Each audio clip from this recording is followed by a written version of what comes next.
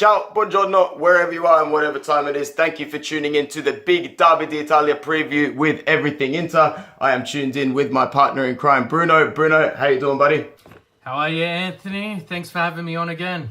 No worries, man. Good to hear from you. So we've got a little bit to get through tonight. Firstly, we'll look at the aftermath from what was a disappointing dropped couple of points at Roma. And then we'll just dive straight into the derby talk. And we'll cross to our friend Mario in New York to hear what he has to say as well, leading up to the huge game in Turin that we really hope that Agazzi will be up for. So, midweek is a glim. It was grim. Sorry, we've had a grim week midweek.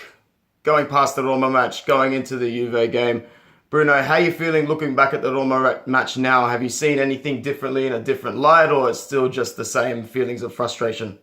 I think coming off the loss against Tottenham during the week, I sort of expected there to be a bit of a downward sort of momentum moving into the game with morale being low. But overall, the boys performed really well. We did have a lot of faults, but you travel to the capital of Rome, the capital of Italy, Rome, and you're facing a squad which has always challenged for the title in the last couple of years. They've always been up there, and you know what? There was a couple of decisions that favoured Inter, and there was a couple that didn't, but we came away with a point at least, and I think that was what we needed just to keep our feet on the ground rather than going into that downward spiral we tend to in December. Yeah, absolutely. I would have to agree there. So now after that match, we go into what is, in my opinion, the most heated fixture of the season. We go up north to Turin to take on Juventus. Now, going into that match, there's going to be a lot of talking points. My feelings going into that match are there's so much to talk about. We have obviously the return of João Cancelo facing us for the first time as well. We obviously have Cristiano Ronaldo facing Inter for the first time as well. Cristiano Ronaldo versus Mauro Icardi for the first time as well. That should be fantastic. Bruno, your thoughts going into the Juventus match, my friend? I think it's a must-win game, but Inter have always seemed to perform against the top of Italian football at this current age. And I just think, like you said, Cancelo coming back facing his old team, Asamoah facing Juventus, and you just look at the past 5 matches between Inter Juventus. It's been Inter 1 win, 1 draw, 3 Juventus wins. Now, to take any points away from Juventus is always a positive. 3 maximum points would be amazing, but as you can see in the season so far, we've had only Genoa take 2 points from Juventus. Other than that, they've been faultless, so it's going to be an uphill battle, but the last encounter, we did lose 3-2.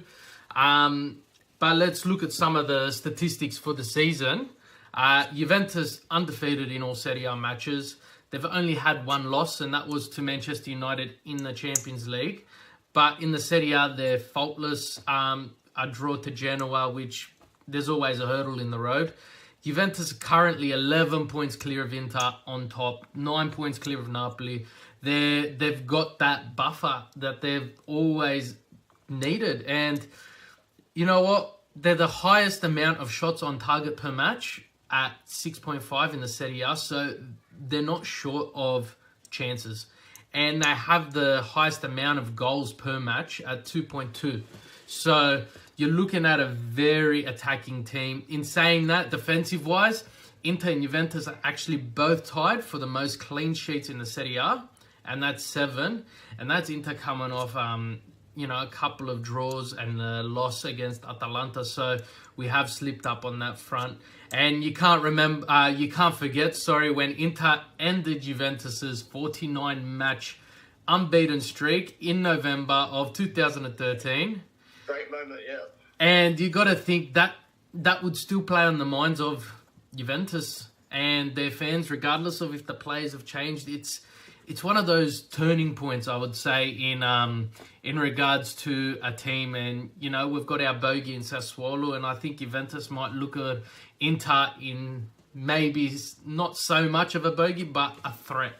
Yeah, I would have to agree. Going into it, it's going to be an absolutely huge clash. It's a match that's always heated for so many reasons. I think if the boys turn up and if Spalletti can, fire them up, you never know what can happen in front of their home fans as well. Right now, I'm going to cross over live to my friend Mario in New York, who's been kind enough to join us today. Mario, thank you so much. And what are your thoughts going into the huge match from an Interestor's point of view up in New York City? Crossing to you, my friend. Hey guys, what's going on? This is Mario from New York. I'm part of the Inter Club in DC. Just want to thank you guys for allowing me to be on this show this week. Big game against Juve. I think we absolutely have to win it because what history has shown in the past 3 or 4 years, whatever it's been since Mancini's time, December's a rough month for us. We always start our downfall and it could ruin our season, to be honest. Every year, it's the same thing. December comes and we're just dropping points with stupid teams. We're losing the big matches that we need to win to define the rest of our season. Something I'm looking forward to this weekend is to see Asamoah play. He was a regular at Juve, and I just can't wait to see what he has in store to prove why we signed him. Another thing I'm looking forward to is seeing Lautaro Martinez play. He's been pretty good lately, and this will be his first derby match against Juve, so he gets like that full effect of seeing what it means to be an Inter player. Anyway, back to you guys. Forza Inter worldwide. I'll see you guys later. Take it easy. Yeah, thanks for that, Mario. I think I'd have to agree with pretty much everything you've said there. Just going back to what you've said about how, we've hit that bad run of form recently in the past, especially in that December period. I would have to say that's the worst memory I have of last season is all those drop points in December. It really set the tone for such an inconsistent period. I'm sure Bruno will agree. So many poor results. And, we don't want to do that this season because if you look down the track after the matches of Juventus and then after that is Udinese and Napoli somewhere in there, we actually have a fairly, I don't want to say easy run, but our fixture list, if I'm not mistaken, it tends to favour us somewhere down the line in January. I think it's Kiev or Bologna, Empoli as well. So, if we can come out of December on top with good points here, it can really set us well on the rest of the road in Serie A. What about you, Bruno? Anything else regarding the Juventus match that we might have to tell our fans, the players to watch? Anything else? Yeah, so I've highlighted 3 players to watch from each team. Just players who will be a definite threat, especially Juventus and Inter both having some great pedigree there. So I've got Ronaldo as the top player to watch. He's Ronaldo. He has basically slipped straight into the Serie A like he's been playing it his whole life. And I do think he definitely needs to be well marked. But in saying that, we've got Dybala as well, a compatriot to Icardi, but he's playing at the moment on fire. I can't see them putting him on the bench like they have in the past. And of course, Cancelo returning back and facing his old team in Inter.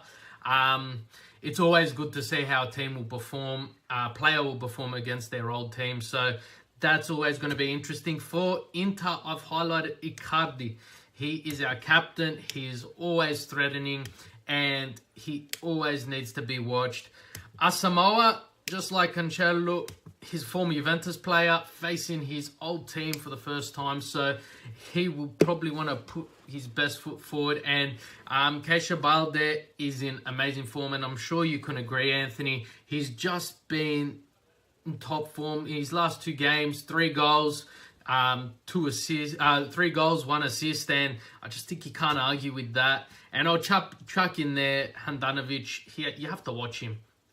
He's going to be stopping some great shots. And like I mentioned earlier, 6.5 shots per match on target. He's going to be busy, so he needs to put his best foot forward. Player injuries. Juventus have Emre Can, who's injured. He's doubtful. He just returned to training, so fingers crossed. As an Inter fan, we don't see him there. Alexandro, who's always been threatening in that back line, and Sami Khedira, who will also not be playing for Inter. We do have, unfortunately, Nainggolan. So Anthony, how about you run us through how we're going to line up? Well, how do you think we're going to line up against Juventus? Yeah, so we'll line up with obviously Handanovic in goals, and with no other news surfacing whether or not Versalico is actually fit, and no one actually stating if he's fit or not, I'm going to say that after his good performance against Roma, Danilo D'Ambrosio should be trusted again with the right back spot. I would start Skriniar and De Vrij at the centre backs with Asamoah at left back. And Brozovic has to partner up for me, Roberto Gagliardini. I think he's just a little bit more physical in that centre of the park, and I think we're really going to need that against Juventus's midfield. I think Vecino offers sporadic moments of brilliance, but I don't think that's what I want to be banking on for 90 minutes with Juventus. I'd rather a player that I think I can bank on a little bit more technically for the entire 90 minutes. And then obviously I would go with João Mario as the attacking midfield. Now you may say Borja Valero deserves to get the start, but I think João Mario just offers that little bit more flair and that little bit more intensity when he's switched on 100%. So if he is, let's hope that Spalletti is trusting him for good reasons. And then up front obviously is Mauro Icardi with... this is where it gets a little bit tough from here, actually. This is where it actually gets really tough. I think we're starting to get a little bit spoilt, so I don't know if you drop Perisic for a game against Juventus. I actually don't know. I would like Keita Balde to start in that left wing position. I think he deserves it, but I think Ivan Perisic is going to have a job of not only pushing forward and attacking, but also tracking João Cancelo, if I'm not mistaken. So yeah, you kind of do have to give it to Perisic's work rate on the left wing there. So he's going to have to start, and then I would start with Matteo Politano on the other side. So a couple of people might disagree. Let us know if you do. Always great to hear some other opinions as well. Guys, that's pretty much all we're going to have time for this evening. Thank you so much for tuning in to another edition of Everything Inter, and we are going to see you hopefully in a really good mood after the Juventus match. Thank you to Mario up in New York City for joining us, and thank you to my boy Bruno as well, man. Thanks for coming on. Thank you for having me, and can't wait for next time. All right, all good. And make sure you tune in after the Juventus match for all the coverage and a special treat from Sydney. All right, guys, as always, Forza Inter.